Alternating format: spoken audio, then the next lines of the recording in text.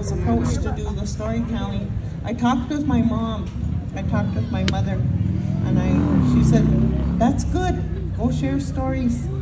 She said, one thing, you know, that not many were aware of is that during the winter time, storytelling was a means of survival, especially if the hunting was bad. She said they would gather all the little ones in the teepee. She said if hunting was bad, it was starvation time. She said, and they would gather all the little ones in the teepee and they would tell them stories to appease their hunger, to give them comfort. She said, and then it was also to teach them to be quiet, because you had warriors on out, you know, enemy warriors and scouts, and it was to teach them to be quiet, because she said sound travels a long ways when you're out on the prairie, especially during the winter. She said, so many times it was to keep them quiet.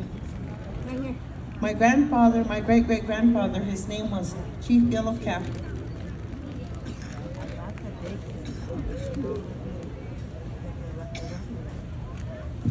And his English name was George Caldwell.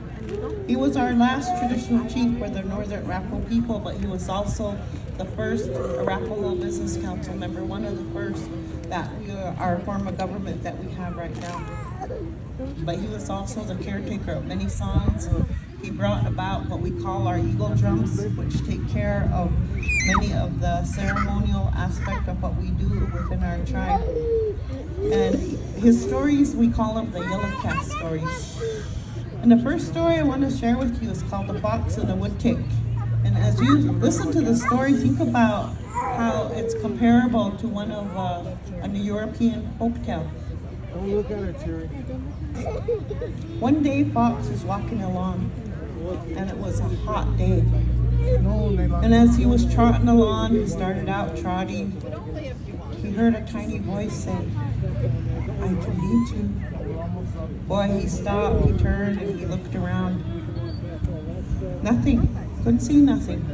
So boy, he looked behind him, nothing. So he went on a little bit. He heard that little voice again, I can beat you. Boy, he stopped and he turned and he looked around and he said, who's saying that? Who's saying that to me? You can't beat me, I'm the fastest animal around. You can't beat me.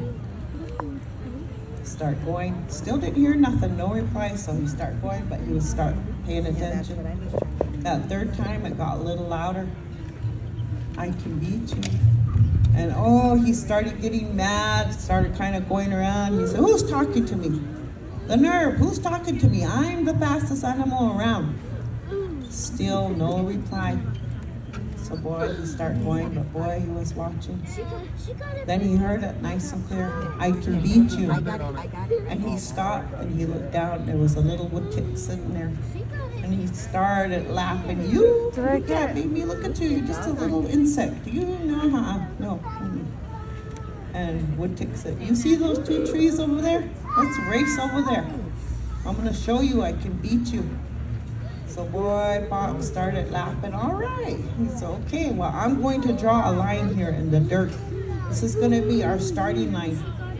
Told wood tick, he said, I'm going to say ready, set, go. And when I say go, we're going to take off. So wood tick said, okay. And boy, Fox is really stretching out, boy, kind of turning around and kind of moving his head, his neck. All right, so boy, he said, all right, let's go. So boy, he and wood tick lined up at that line. And boy, he really crouched down and ready, set, go. And boy, he took off at the same time. Wood tick jumped on his tail.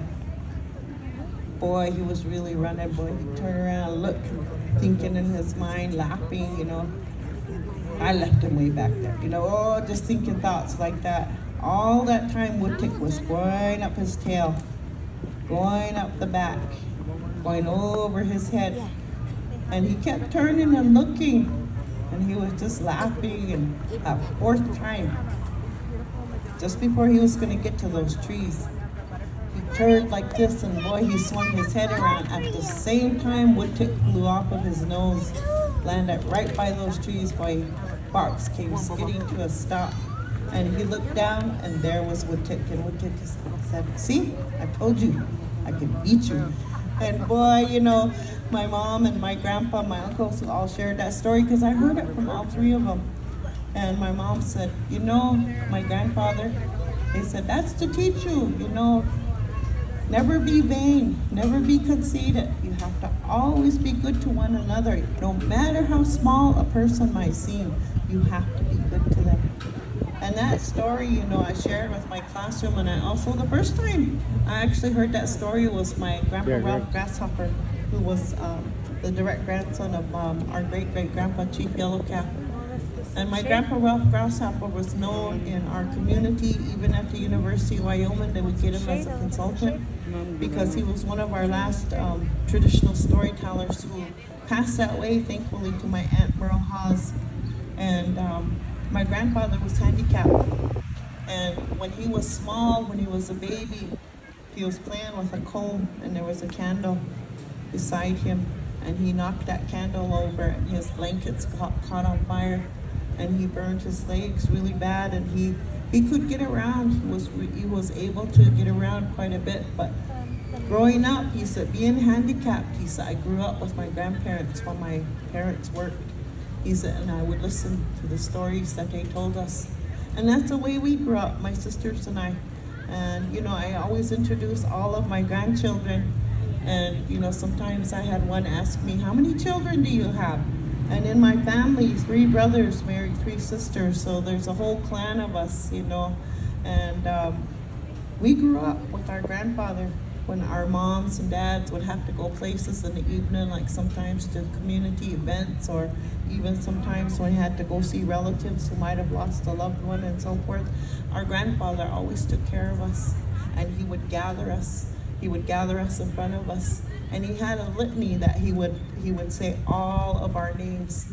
He would say all of our names from the oldest to the youngest, and it was almost like a sing-song litany.